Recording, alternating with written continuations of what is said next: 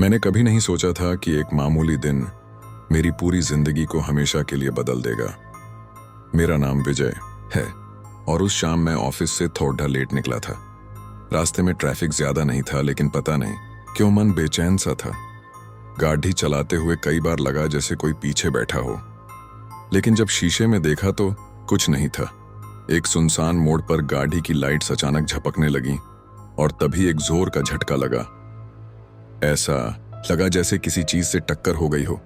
मैंने तुरंत ब्रेक मारा, बाहर निकलकर देखा, मगर वहां कुछ नहीं था। सड़क खाली थी, ना कोई इंसान ना जानवर, सिर्फ गाड़ी का बोनट थोड़ा मुड़ा हुआ था। मैं कुछ समझ नहीं पाया और चुपचाप वापस गाड़ी में बैठ गया।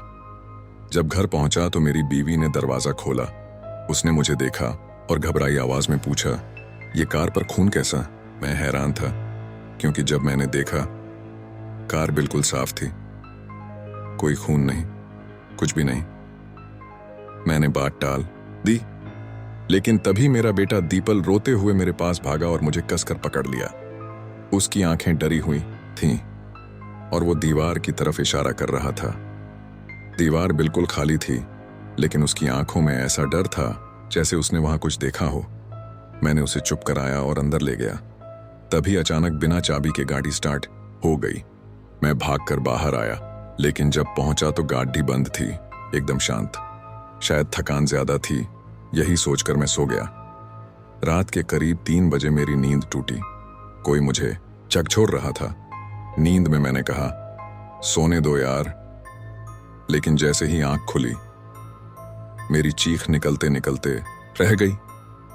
मेरे सामने जो औरत खड़ी थी वो मेरी बीवी नहीं थी। उसके लंबे बिखरे बाल थे, चेहरे पर गहरे कट के निशान और जीभ बाहर लटक रही थी जैसे किसी ने खींच कर निकाली हो। उसके नाखून इतने लंबे थे कि उसकी उंगलियां पंजों जैसी लग रही थीं। मैं चिल्लाया, तभी मेरी बीवी दौड़ी हुई आई, पूछने लगी, क्या हुआ? मैंने सिर हिलाया, कुछ नहीं, लेकिन मेरी सांसें तेज चल रही थीं। सुबह जब वो रसोई में गई तो जैसे ही उसने गैस ऑन किया, सिलेंडर के नीचे से किसी ने उसका हाथ पकड़ लिया। वो डर कर पीछे हटी, लेकिन तब तक उसका आधा हाथ काला हो चुका था, जैसे जल गया हो।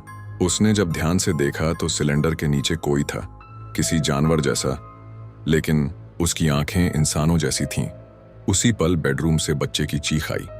हम दोनों दौड़कर पहुंचे।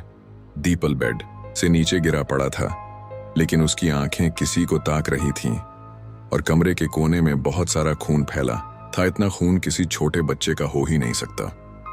हम तुरंत डॉक्टर के पास गए। डॉक्टर ने रिपोर्ट देखकर सिर्फ एक ही बात कही, ये किसी बच्चे का खून नहीं हो सकता। तब हमें समझ आया कि ये सब उसी एक्सीडेंट की रात से शुरू हुआ था। शायद वहां कुछ था जो मेरे साथ घर तक आ गया। हम एक पुराने बाबा के पास पहुंचे। बाबा ने तंत्र मंत्र शुरू किया, लेकिन जैसे ही उन्होंने आंखें बंद कर मंत्र पढ़ना शुरू किया, एक तेज चीख गूंजी और एक औरत की परछाई बाबा की ओर बढ़ी। उसने बाबा को गले से पकड़ा और हवा में उठा लिया। बाबा चिल्ला रहे थे, मंत्र पढ़ रहे थे, लेकिन कुछ काम नहीं आया। हम वहां से जैसे तैसे भागे और फैसला किया कि अब ये घर छोड़ देंगे। रात में सारा सामान ट्रक में भरकर हम निकल पड़े, लेकिन रास्ते में सब कुछ और अजीब हो गया। बार बार एक ही जगह आ रहे थे, जैसे कोई हमें घुमा रहा हो। और फिर हमने उसे देखा, वही औरत, वही चेहरा। वो अब हमें रास्ता दिखा रही थी, लेकिन हर बार अंधेरे की तरफ। मैंने ट्रक रुकवाया और उतरा। थोड़ी देर के लिए पेड़ की आड़ में गया, लेकिन जब वापस आया मेरी बीवी ट्रक में नहीं थी। मैं घबरा गया, इधर उधर देखा और फिर मेरे बेटे की आवाज आई। वो ट्रक से थोड़ी दूर बैठा था, रो रहा था। मैंने उसे उठाया और वापस ट्रक की ओर भागा। तभी मुझे बीवी की आवाज जंगल से सुनाई दी। मैं दौड़ा और उसे पेड़ों के बीच बैठा देखा। वो बुरी हालत में थी। मैंने उसे जैसे तैसे उठाया और ट्रक में लाया, लेकिन ट्रक में एक और औरत बैठी थी, हूबहू मेरी बीवी जैसी। उसने मुझे देखा और मुस्कुराई, लेकिन उसकी मुस्कान इंसानी नहीं थी। मैंने कांपते हुए पूछा, फिर तू कौन है? और तभी उसकी आंखें काली हो गईं, बाल अपने आप हवा में उड़ने लगे और उसका चेहरा पिघलने लगा जैसे किसी ने उसे जलाया हो। वो चीखी, अब तू मेरा है। तुम सोच रहे होगे फिर क्या हुआ? मैं आज भी जिंदा हूं, लेकिन मेरी बीवी नहीं। और जो औरत हर रात मेरी खिड़की पर आती है, वो मेरी बीवी का चेहरा लगाकर मुझे देखती है और कहती है, तेरा सफर अधूरा है, अब तू भी चल